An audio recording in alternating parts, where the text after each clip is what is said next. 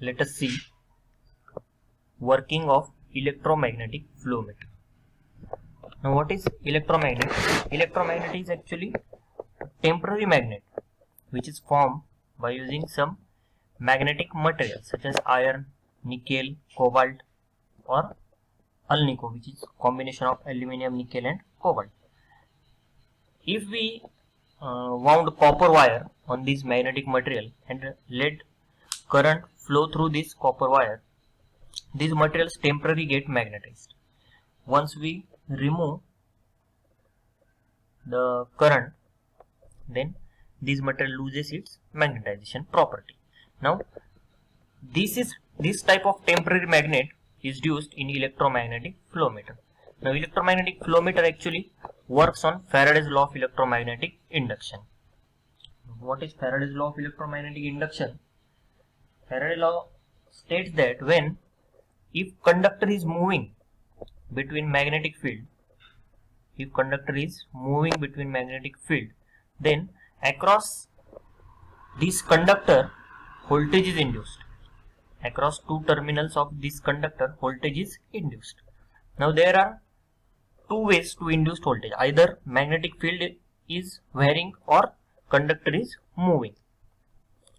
Now the direction of this induced voltage can be given by right hand thumb rule. Here we can see right hand thumb rule. Now suppose this is our direction of this y direction is given. This is our direction of magnetic field. Magnetic flux are flowing in this direction, and conductor is placed in this direction, that is perpendicular to magnetic field. Conductor is placed in this direction, or conductor is moving in this direction, and then what happens? Either magnetic field is moving or conductor is moving. Two conditions are there to induce voltage. Now if conductor is moving in this direction, magnetic field is placed in this direction, then in this direction what happens? Our voltage is induced, that is across this terminal and this terminal we are getting voltage. Now based on this Faraday's law of electromagnetic induction and right hand thumb rule, our working of electromagnetic flow meter depends. Let's see structure. Here we can see this is magnet, and yes, this is nothing but our temporary magnet or electromagnet. Electromagnet is formed using magnetic material wounded by some metal coils. In magnetic field of this electromagnet, we have placed a pipe through which our liquid is flowing. And at the two sides of this pipe, here we can see two electrodes attached. Two electrodes of copper, generally copper, are attached. Now when liquid starts flowing through this pipe in this direction, our liquid is flowing and magnetic field is placed in this direction. Here we can see in this direction. Then what happens?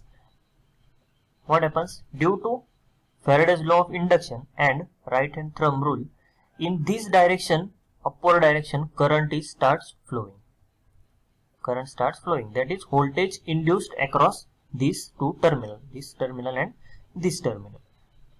Now how much voltage is induced in these two terminals can be given by formula E is equal to BLV.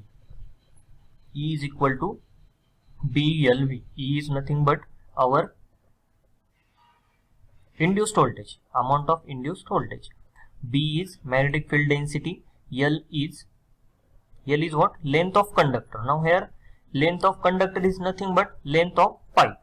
Conductor here is liquid which is flowing through this pipe, and length of conductor is nothing but length of this liquid. Are you getting? Length of this liquid. For electromagnetic flow meter working efficiently, this pipe must be full of water.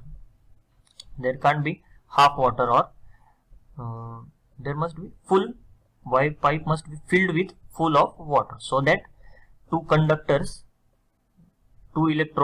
between two electrodes voltage can induced. Now L is nothing but length of conductor and V is nothing but velocity of flow or rate of flow which flowing through this liquid.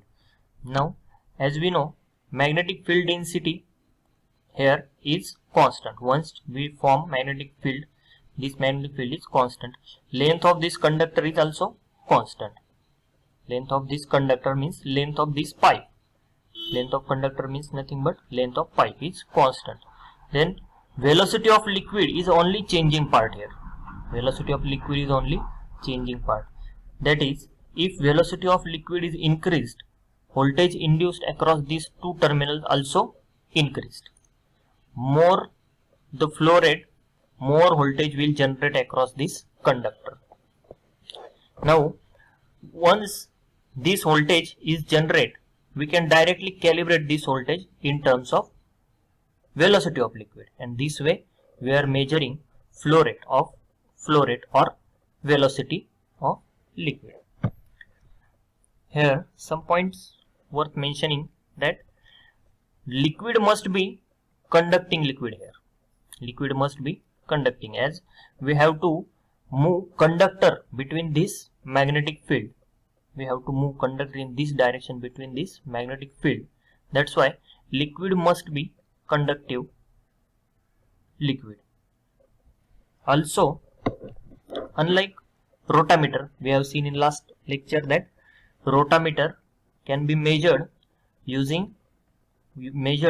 only liquid with no slurries. In electromagnetic flow meter, we can measure liquid with slurries also. In rotameter does not require external power supply. Electromagnetic flow meter requires external power supply to magnetize magnetic materials or to form temporary magnet. Also, electromagnetic flow meter has one more disadvantage, that it gets affected by external magnetic field. External magnetic field. Due to external magnetic field, what happens?